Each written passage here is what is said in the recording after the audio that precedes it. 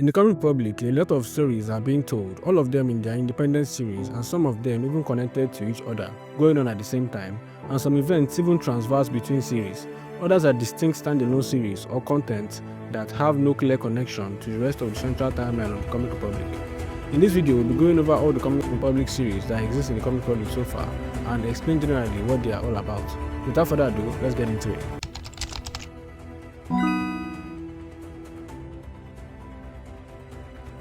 The Might of Guardian Prime, the first and most important series of the comic republic, first released in 2013. The series follows the hero Guardian Prime and introduces us to the marvelous world of the comic republic. The Guardian Prime is given to us as a fully established character, performing superhuman feats all around the world. He saves the world a couple of times, and through this series we are introduced to more superb characters, and it serves as the launching pad for newer series. The series introduces us to the main timeline of the comic public universe and reveals the major plot lines of the series, the Scourge threat. Similar to other series in the comic republic, it ties in with several other stories but maintains its focus on the Guardian Prime. This series introduces us to groups and concepts like the NACSS and the First Race. It was a story where the Guardian Prime performs one of the, if not the most incredible feats in the series and cements himself as the strongest hero in the central timeline of the comic republic. It currently contains 10 issues and might be the longest single-name series in the comic republic. Guardian Prime Genesis. This is yet another series that follows the hero Guardian Prime. According to the writers and creators in the comic public space, the series was created to provide a much-needed background to the fan-favorite and most popular character in the series, who leapt out of the pages fully formed. This is a series that enlightens us on the origin of the Guardian Prime, who he really was before he became the Guardian Prime, and his training to become the full-fledged hero we all know and love. It also provides us with the much-needed context and fills in the gap between the events of the Dekauru alien invasion and the battle with Alusi Ezekalu, information that was not provided to us in the Might of Guardian Prime.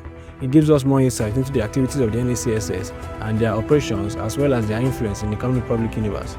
It currently contains 4 issues, and I can't wait for more release so I can see the legendary Guardian Prime's training arc with Mommy Gaia. Hero Generation. This is a series in the comic republic that was launched by the Might of Guardian Prime series. It follows the story of the Extreme, a team of superhumans known as Vomovarians or Alpha Sapiens led by Powerbox. The team consists of 2 other Alpha Sapiens known as Max Speed and Intech. They carry out several classified missions and work closely with the NACSS to take down threats that arise in the comic republic. We are introduced to them in the Might of Guardian Prime issue 3, where they help protect the city from the debris of the asteroid which Guardian Prime got rid of, that was about to destroy the entire continent. This showcases their handfulness and efficiency in handling sudden, devastating and catastrophic events. Their entire team are also core members of the Vanguard, the group of heroes that were responsible for resisting the advance of the First Race invasion in the Battle of Lagos. The Extreme in the Hero Generation series also have new members added to their team. The sister duo of Jazz and Tag. Although not officially part of the Extreme yet, they are featured heavily in the covers of Hero Generation issues and are necessary additions to the team as we explore the world of Alpha Sapiens. It currently contains 8 issues and I'm hoping for more release. It kind of left me on a cliffhanger. Ajay. This is quite a unique story as it follows the story of Tenny Faloni, an extremely gifted young woman who is the reincarnation of Orishabumi, the greatest witch to have ever lived, and the one who proclaims herself as the very essence of magic, the queen of witches and the sovereign to the gifted, who are Ajay. Tenny Faloni assumes the title Ajay when she uses her powers to perform heroic feats, and her costume never fails to showcase the beauty of Yoruba culture. Her powers only function when she says her spells in the Yoruba language. This limits her ability as she is not a fluent speaker of her native tongue. She is only able to use basic spells, and even with that, she still shows herself as one of the most powerful characters in the Vanguard, and I'm sure she'll be able to rival the Guardian Prime, or even surpass him when she fully masters her powers. Ajay gives us a look at the personal life of Tenny Faloni, her personal relationships and friendships and love interests, and also gives us one of the best characters in the series, Butinu, daughter of Oshun and close friend to Ajay. Currently, a new villain has been introduced in the series, Bashanuga, which Ajay is yet to defeat. It contains 5 issues and is really amazing read. Ireti Bidemi. Similar to the story of Ajay, Ireti is also a reincarnation of another powerful ancient individual called Ireti Moremi. Inside this book, it follows the story of Ireti Bidemi, a young girl who receives the powers of a demigod she is named after. It is rumored that her predecessor, Ireti Moremi, was the daughter of a mighty man. She was the feared queen of the Ife kingdom and known as the Stormbringer. Her father was a mighty man of war, and it was said that in his days, kingdom fell at his feet, but he had one problem. he had no heirs, so he asked the gods to either end his life or save him from his disgrace. The gods answered his request and blessed him with not a male but female child, but she was no ordinary child. At the tender age of 13, her strength surpassed that of 800 men in battle. Entrusted with the Arankan, the Thunder Shard of Shango, and Storm Guard arm of Ogun Smith. This tells us that Ireti Bidemi was a child of the gods, the other members of the first race, just like Butinu is. But just as Oshun is to Butinu, so is Shango and Ogun to Ireti Bidemi. And she received not just powers but also godly weapons from them. I have a feeling that just like Ajay, Ireti Bidemi is nowhere near as powerful as her predecessor. Anyways, the story covers her personal and family life as well as her trials as the vigilante, the hero, Ireti Bidemi. It also reveals that her brother is a superpowered war criminal, but that's just by the way. Currently in the story, she is being impersonated by a villain who uses her name to commit crimes and horrific acts, so she's on a mission to clear her name.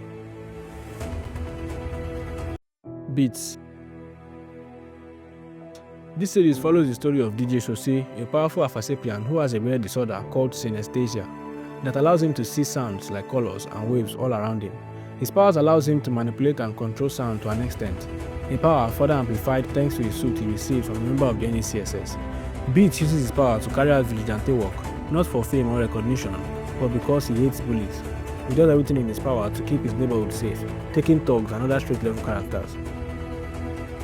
Currently in the story, his suit has been taken away from him and is currently featuring Power Box. The series currently has 8 issues, you should check it out. Eru. This series is an introduction to the horror genre of the comic public. It follows the story of Erikukuye, the host of the Idols of Fear, the very incarnation of fear itself. He possesses a lot of abilities and weapons, and his primary task seems to be hunting down the monsters in the darkness that terrorizes mankind. He possesses the ability to control fear, amplify fear, manipulate fear, and weaponize fear.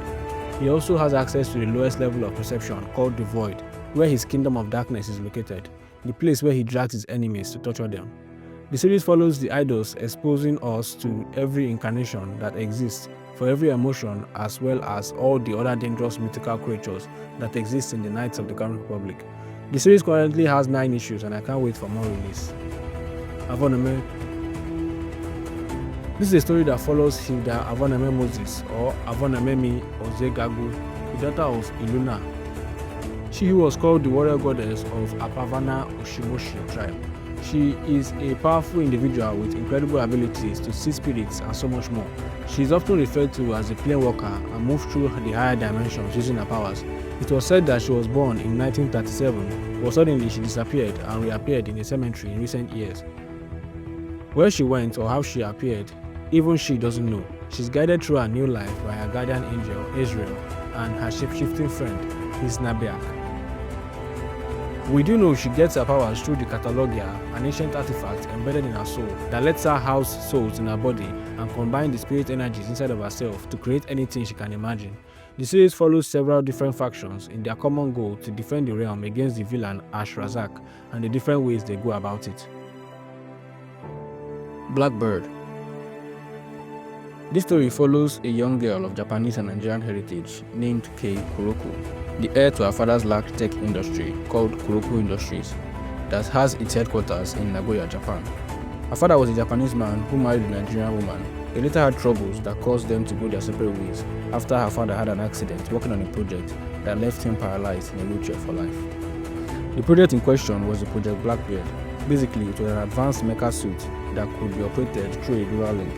Her father tried to connect to the suit telepathically while the project was underdeveloped due to financial constraints, but the kaiju armor damaged his brain instead. When Kei came of age, she inherited the industry from her father and continues work on the project, only for us to discover that she was connected telepathically with the suit earlier, and she did this through the spirit called Kurotori that resided in the ancient Kuroku samurai warrior suit Elo. This spirit helped her connect telepathically and operates a giant mega kaiju, blending perfectly magic and tech to help her fight crime in her domain. The Blackbird was first seen in the Vanguard Discovery, but later on she was featured in her own story, which reveals her origin and further ties in with the Vanguard storyline. Visionary. The Visionary series is one that really delves deep into the origin and lore of the comic public universe. In the Visionary issue 0, we see on the front page one of the most prominent members of the first race and the most recurring character in the series, Shango, the god of lightning and fire. Visionary follows the titular visionary, Damole Ajanaku, the vessel of the god of the hunt, Ojokshi, in a bid to find his purpose after a disaster struck that left both his parents dead and his sister deeply traumatized. The Visionary series gives us the much needed lore on the creation of the Comic Republic, how it was founded, the pillars, the intention of the creators. It is a book that focuses on the supernatural aspects of the Comic Republic. It shows battles between rivaling members of the First Race and mysterious places like the Agbodugu Forest of the Living, or Igale. Shango is a powerful god of lightning and fire, casually seeking out battle with the vessel of his rival, Ojokshi, who was now in the clutches of the Idols of Fear, and most recently, the Fate of All Things. The Visionary contains 5 issues currently, which I've covered extensively on this channel. Amadioha. This story follows the god from the Igbo pantheon called the Adusi. His name is Kalu, the Stormfather, but he is more popularly known to mortal men as Amadioha. Amadioha was in charge of a kingdom known as Eluigwe on a higher level of perception, left to him by Chukwu, also known as Olodumare or the All-Father, same thing. But something happened, we don't know what exactly yet, but we do know it involves his wife, Allah, and his daughter Amara, that made him leave his throne, ruling over members of the First Race to come down to Earth in order to be with his family. Subsequently, he forsakes his role as protector of mankind and creation, but is ultimately reminded of it when a great tragedy strikes his immediate population. I've covered the Amadioha story extensively on this channel, you should check it out. Chibok. The Chibok story is one that is very dark and gritty, a relatively new title for the comic public that gives more backstory of the warrior Waziri and a fresh outlook on the horrors of religious extremism on young Nigerians. It follows the story of young girls kidnapped from their schools by armed terrorists posing to be Islamic jihadists. It contains a lot of fictional elements for thematic reasons. Much of the story in this comic was made up, but one thing is sure, the kidnapping did happen and not all the girls have been returned since April 14, 2014. Anyways, the story follows 2 friends, Fatima and Wawa, who were adopted on that day, and what they experienced living in the camps as hostages with the terrorists, their plans to escape, and the terrible fate they and most of the other girls met at the hands of Boko Haram terrorists. And it also showcases the skill of Jade Waziri on the field as an operative, taking out terrorists in Khorasan, Afghanistan, for some reason. She joins the efforts to retrieve the girls later on though, and we see her consoling a bereaved mother in Chibok issue 3. It currently contains 3 issues, you should really check it out if you are into true life horror stories. Metalla. This is a story I've read up on but I've not really covered on this channel at all. It follows the story of a group of 13 individuals, people like you and I, everyday workers that are fed up with the Nigerian corrupt system and decide to act in opposition to those powers. They work closely with something called the 13th. It is either a really advanced robot or a highly skilled individual in a highly technologically advanced suit. They use the advanced technology in their possession of the 13th to fight organized crimes and systemic corruption in the country. It's a really dark, gritty, and mature story. Vanguard. This is the story of the major theme of the comic public that features characters from all over the central timeline. The Vanguard is the story that connects all other characters I've mentioned earlier in this video. So far, there are 4 different series within the Vanguard story: the Vanguard Union, the Vanguard Aftermath, the Vanguard Overwatch, and Vanguard Discovery. There's also the Vanguard Rising, but I don't think we can call that a series, more like a prologue to the larger series. The Vanguard Rising showcases all the major heroes of the central timeline, tells us more about the NECSS and Jade Waziri. It lets us know that she had an idea of the major threat of the Comic Republic, the Scourge, whom even the gods of old couldn't defeat. It lets us know that she put her faith in the heroes of today to stop them. The Vanguard Union is the first major series of the Vanguard story, and it covers its formation. In this series, Jade's decision to entrust the fate of humanity to its new heroes proved to be the right one. It follows immediately after the events of the Might of Guardian Prime issue 9, where Guardian Prime defeats the members of the First Race, Ivriwe, in Orlando, USA. An invasion is then started by another member of the First Race, Mami Wata, to the coastal city of Lagos, but this is thwarted by the heroes of Nigeria, Powerbox, Ajay, Max Speed, Butinu, Nutek, who worked together with the Guardian Prime, formed the Vanguard. The NACSS also played a major role assisting the army with weapon supply and the much needed technological support. Guardian Prime was off Nigeria for the most of the series as he was dealing with the disaster Union Guard left in earlier issues, and also fighting off Aziza, another member of the First Race in the USA. Vanguard Aftermath follows the effects of the Lagos invasion and the devastation that the ordinary citizens faced, as well as the wrath of the populace when they have no one else to blame for their problems. The heroes helped the city build, and we get a glimpse of other characters that exist within the central timeline, like Beatz, Avonome, Eru, Shongo, the unsung hero of the Comic Republic, even showed up. The 13 held a meeting about Guardian Prime and other heroes, and it was decided they wouldn't move to attack him because it wasn't clear if he perpetrated the attack on Lagos. Only surveillance and investigation would be done on the heroes. He was even summoned to the court, and with the help of a member of the 13th, he was found innocent and the case against him dismissed. A lot more happened in the Vanguard Aftermath, but I'll cover everything later on in this channel, so make sure to leave a like and follow or subscribe. Vanguard Overwatch follows the intervention of the members of the First Race after the events of the Vanguard Union. Hercules, Sambi Kitsune, Lokatlato, and Choto Divata tried to break out other members of the First Race out of prison that they were being held. The Vanguard challenges and beats them, but then we get introduced to the other members of the First Race. They had captured Ekpe and they had given much needed lore of the Comic Republic and other levels of perception. They introduced us to the Overwatch, a group of gods united by a common goal, and Zeus sends the Vanguard on a mission to find the Jigiaye, a powerful tool that can unite the gods. Guardian Prime is sent to retrieve the Mankind Mirror, where he is met with Shongo and Thor, who engages in battle. Raiden also comes for the mirror, but Guardian Prime challenges him. Being an elder god, Guardian Prime loses and the mirror is taken from him. He is rescued by Yewa and Shadow of Gaia. Visionary Discovery follows the story of another member of the Vanguard on a quest to retrieve the Water Mirror. Nutek and Sabi Kitsune are sent to Japan, where they are attacked by the Blackbird, Kei Kuroko, in her mythical giant mecha suit.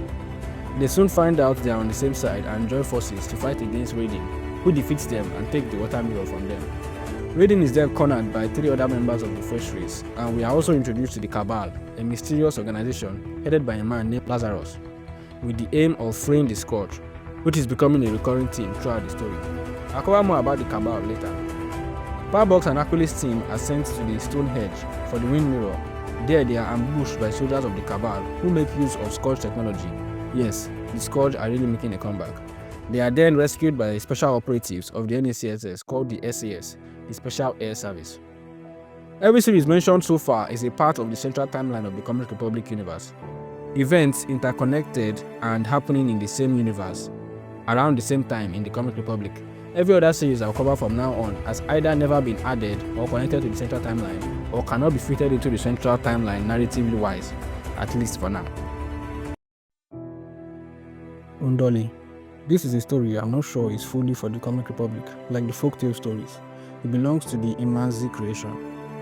It follows the story of Ndoli, a young boy who seems to be the center of the story, in a world where a great kingdom arose on the shores of the eastern seas. The civilization was so great that it expanded its influence to other countries that accepted it, and their destructive capacities to those that resisted them and sought to keep their freedom. The titular Ndoli is seen resting in the fields on a sunny evening when his friends, who were fishing in the river, approached him, and then a girl in the group protects the good baby elephant riding as they headed home.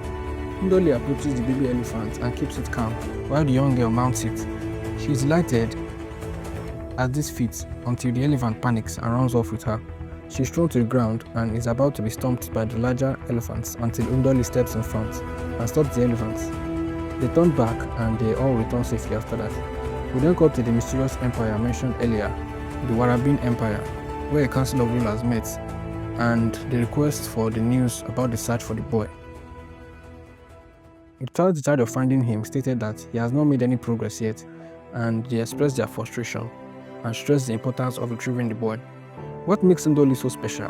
Why is he the core focus of the story and even being discussed in the corridors of power?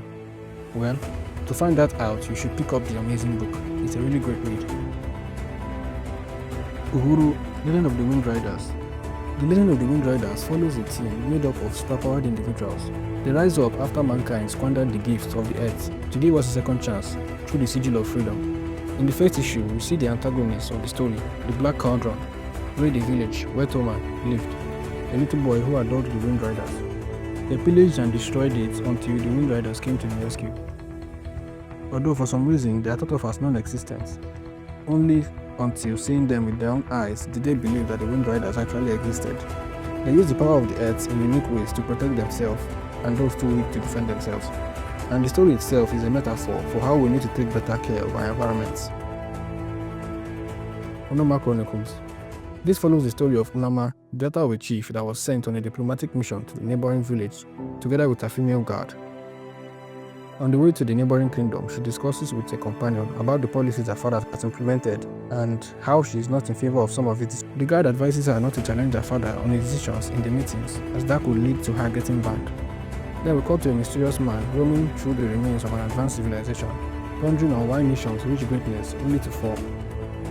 He seems to be in search of something, and when he finds it, he uses the relic to summon a being that seems to be a magical beast, which Nneoma and her guard later encounter. It's a relatively new story that has a lot of potential. You should really check it out. Scion Immortal. This series follows a race from the ancient Igbo kingdom of Amazie called the Perennials. They are a race of undying warriors that continue to live on forever until they are killed 9 consecutive times in battle.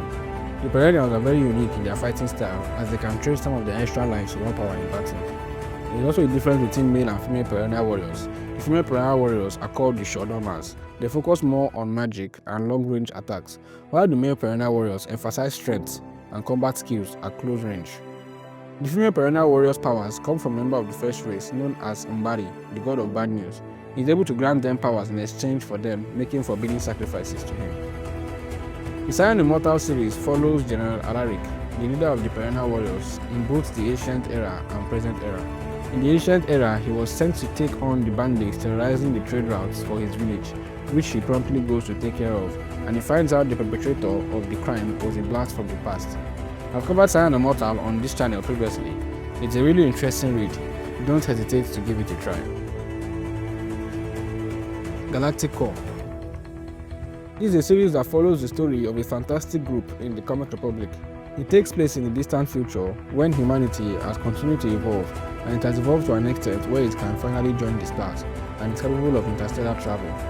A group of terrorist aliens are in pursuit of a fragile princess as she escaped to the planet QB-14, where the Galactic Core intervenes and saves the day, fighting off the Watu Militon on their quest to destroy the princess. The Galactic Core consists of the leader Genesis, Blackbird, and Drum Zero, Nanobites, and Fusion. After rescuing the world, they find out that all is not as it seems, and they make unlikely alliances and enemies, facing very serious threats. If you check it out, it's a really great read.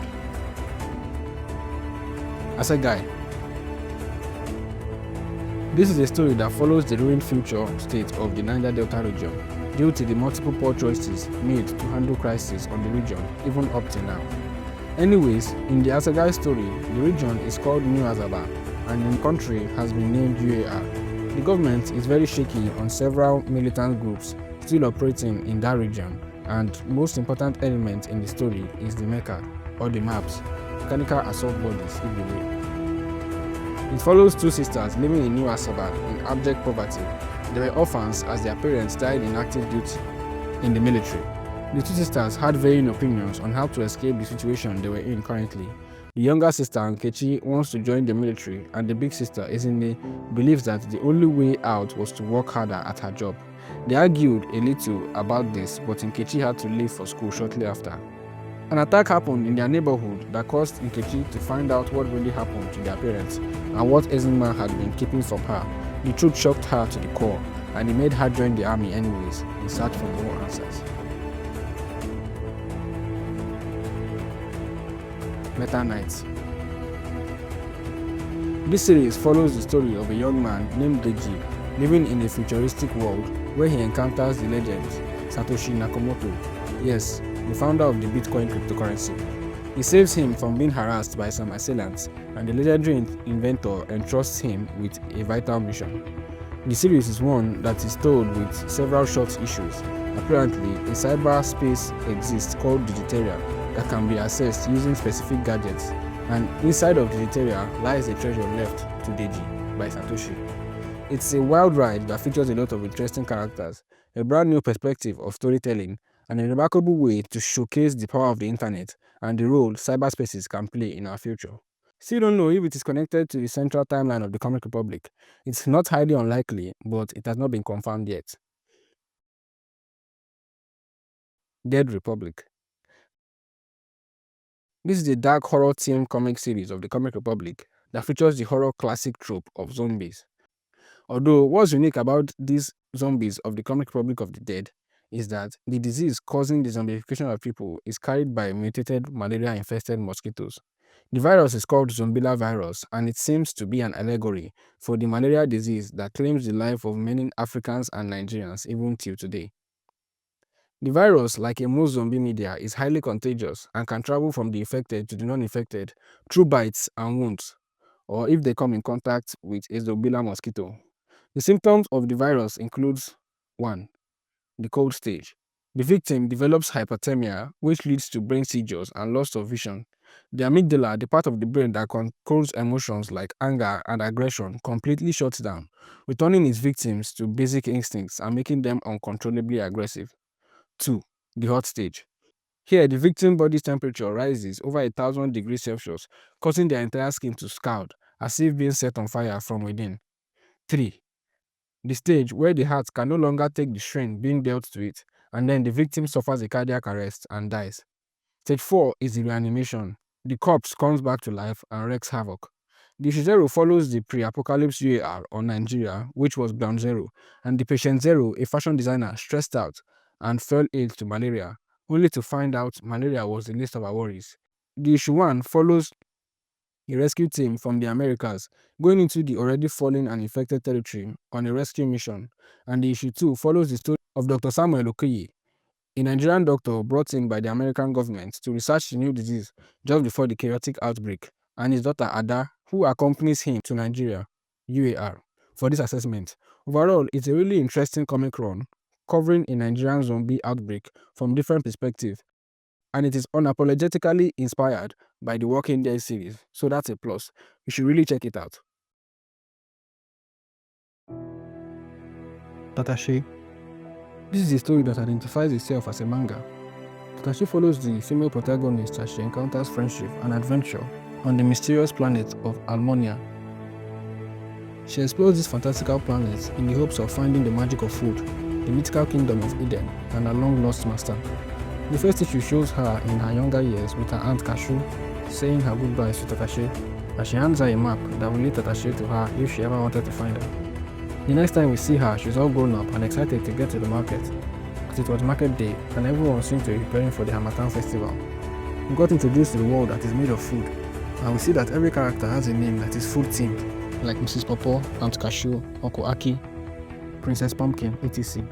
She gets to the market and acquires some products, complaining about the prices of rainbow corn, while a marked stranger advises her on the quality of the products. Tatashe, being a free spirit, follows the marked stranger around, despite being dismissed severally, and it is soon revealed that she was an escaped princess. After she is found out by some guards, Tatashe helped her escape with a pepper explosion, and then they go on a wonderful adventure together. It's a really bizarre story that takes you on a wild journey through the weird food planet, so we are in for a wild ride if we choose to pick this up.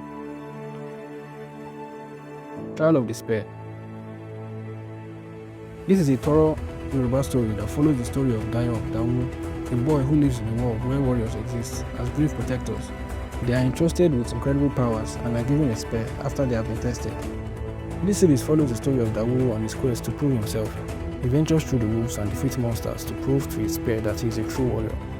The story starts with a glimpse of him in the forest after the eternal talking drummer summons a spirit for him to defeat. He was scared at first and recalls to his past of how he was treated horribly in his village because of his natural dreadlocks he was born with. Upon getting support from the staff, he unlocks his powers and easily overpowers the leopard hybrid spirit. After defeating it, he is approached by 5 mysterious women. The leader claimed to be Yetunde, princess of the Ondo. They were also warriors, and they informed him that the trial he had been doing was a sham, and they were there to show him he had no right to conduct the trial as he was trespassing. The two parties went back and forth until they came to a compromise, went on special adventures until he became a full-fledged warrior. It also highlights his relationship with his brother, who was also a warrior, the power of the staffs and the duties of a warrior.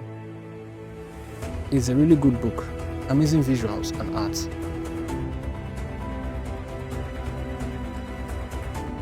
Black Moon. It follows the story of a young boy named Maduka, who was born without aura, the magic that flows through the very nature of everything in Allah. As he attempts to do the impossible, in paths that could change the world and those around him forever. In this world, to be a masquerade is to be a force of nature, power unquestioned, unjudged, and undying. He enters into the tournament for the testing of people who wanted to become masquerades.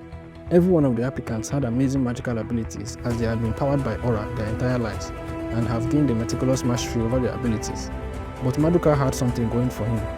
He could accurately analyze the situation, his battle IQ is off the charts, and he mastered every competitor's move and techniques. He entered into the tournament covering his face with a mask, and using his intellect and handcrafted tools, he was able to defeat his opponents and win the tournament. His mask fell off during the battle, and he reveals his face to the crowd and declares, "I am Maduka Okwaku. My code is to breed the storm of change. My mandate is to take over the world." After this, we get introduced to the masquerades. We see the high-ranking captains, the complexity of the aura power system, training arcs, and truth about the Black Moon, and also the truth about the origins of Maduka. Jin and Gina. This story follows a police detective that carries out an investigation and arrests a corrupt Nigerian politician. His house is raided during the party, and before he is taken in, he arranges for his son to escape the arrest, his legacy, and the heir to his criminal empire.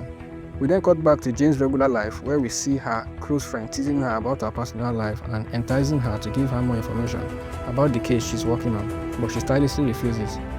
Then, we see the corrupt politician's son torturing another detective on Jane's team, Detective Obonna. They were torturing him and holding his family hostage. They threatened to intensify the torture on his family if he didn't provide them with information about Jane. After he did, he was later killed, but at least they let his family go, I think. I think this story highlights the challenges that arise when you try to fight systemic corruption and you are so low in the chain of command. Nevertheless, someone has to take a stand.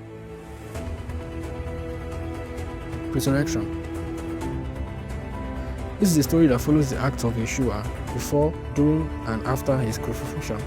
It tells the faithful story of the Christian gospel that details the events of the death and resurrection of Jesus Christ, adding a little comic book flair to it. The book opens with two angels on a mountaintop discussing the fate that is about to befall the Son of God. Then we cut back to the Garden of Gethsemane, where the devil, Lucifer, attempts to tempt the Son of God into worshipping him, and as always fails massively. He discusses his plan with another demon by his side called Baal, as they watch over the sentencing of Yeshua to the cross by the hands of Pontius Pilate. We then cut back to Scion, also known as Hell, where we see Abaddon's palace, the sitting place of power for another powerful demon that even Lucifer fears. To understand more about the reason they went to see Abaddon, and the reason the king of the underworld, Lucifer, was also wary of him, you can check out the Presurrection storyline. It can really help build your understanding about the historical context to the greatest events on Christian history. Bonus. The rest of these are not real stories, just creative exercises embarked on by the Comic Republic creators to show off their talents and entertain in between their big stories. Triple Kill. This follows a world where every day is a 3 vs 3 team death battle, where each team has to defeat other teams to level up before a boss fight. Team members that don't survive the boss fights are permanently deleted by the game and replaced with new characters, while surviving members are upgraded to continue the game. Triple Kill usually starts out with fighter stats being laid out as well as their image. Then the terrain or battle arena is displayed before the battle commences. The battles are usually brutal as is expected of a dead battle, and this gives rise to intense battle sequences that are one of the best in the Comic Republic. Narrative-wise, it is flat, but if gore and intense battle is what you seek, then Triple Kill is your pick. Go for gold. This is also a bonus comic series from the Comic Republic that was released to celebrate the participation of the country Nigeria in the World Cup and celebrate the World Cup as a whole. As most people know, football has a huge fan base in the country Nigeria, so it was probably used to appeal to the football fans. The comic series features a lot of Comic Republic characters that show their abilities on the football field during the games. It showcases their strengths and gives them an edge in the games, increasing their chances of winning exponentially, almost as if cheating. We see Max Speed dash with the ball, power box, launch killing shots, and even Guardian Prime knocking the field. It's a really great read for everyone who enjoys comic book and football as well. By all means, check it out. Hero Kekere. This is a parody story of the Comic Republic that features chibi versions of the main characters from the Comic Republic storylines. It seeks to create comedy and retell major stories in a more light-hearted way that offers a new, funny perspective to how plotlines and character interactions could have gone. No Force News Zone. This is a series that showcases a collaboration between the Comic Republic and Facebook Meta, where they discuss the dangers of false information in social media and the very real damage it can do to people in the real world. We see a makeup artist being wrongly accused of inciting violence on the internet, but she came forward to clear her name. We see several elderly patients get taken into the hospital for illnesses that could have been easily treated in the hospital if they didn't choose to wrongfully self-medicate and treat symptoms they falsely diagnosed for themselves online. We see a young man being wrongfully accused by the media as being part of an armed robbery operation. He was found guilty by social media, but with a little investigation, he was actually declared innocent.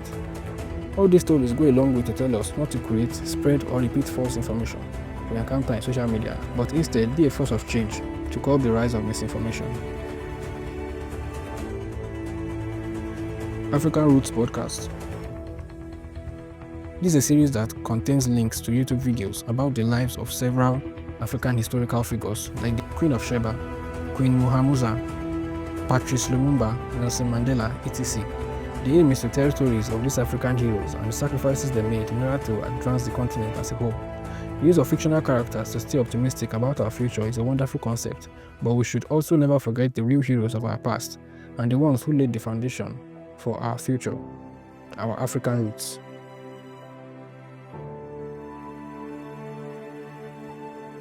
ITAN.